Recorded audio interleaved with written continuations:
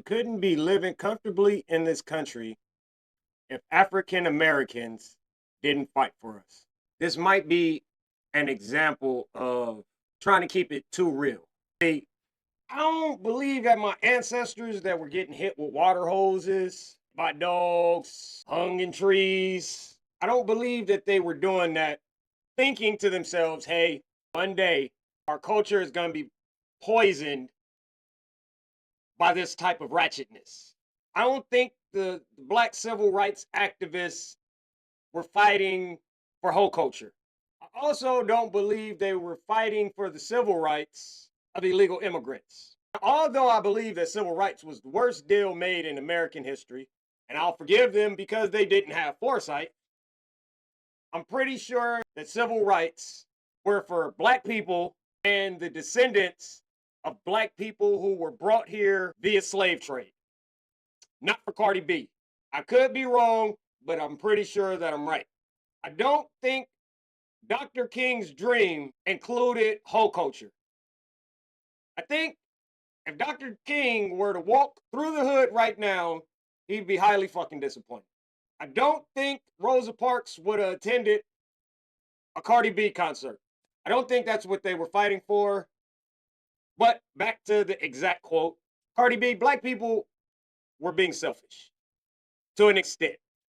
They were fighting for their own freedoms, their own civil rights, and their own right not to get hit with water hoses, and their own rights to go talk to those beautiful non-melanated women and not end up looking like a Christmas tree ornament. Cardi B, none of this was done with foresight that any other people would be coming over here. I could be wrong, but at that time, there probably weren't too many Latinos in what was at that time the United States of America.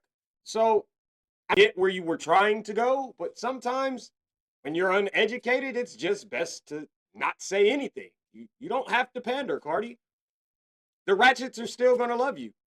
They don't know American history either. Who were you trying to, Cardi, for God's sake, you twerked for Kamala.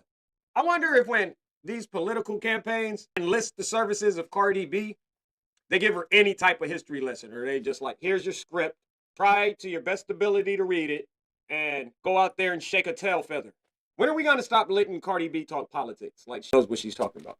Cardi B went from one extreme to the next. Like, there's no in between for her. She went from being a cum bucket or concubine to extremely rich very fast.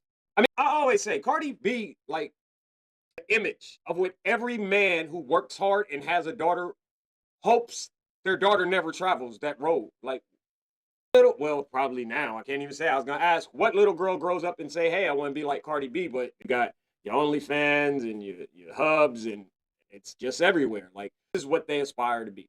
I was talking to my homeboy the other day, and we were discussing, like, back in the day, if a girl was promiscuous or hung out a lot, she tried to keep it under wraps. Like, she didn't advertise it.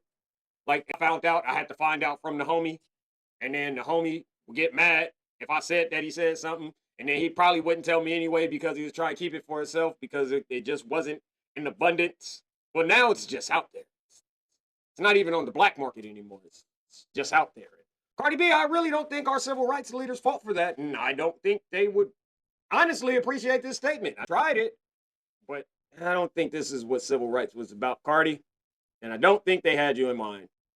Sorry. But that's just my thought. Oh my Johnny, like, share, follow, Cardi. Jeez. How's Stephon Diggs doing? No. Too soon? All right.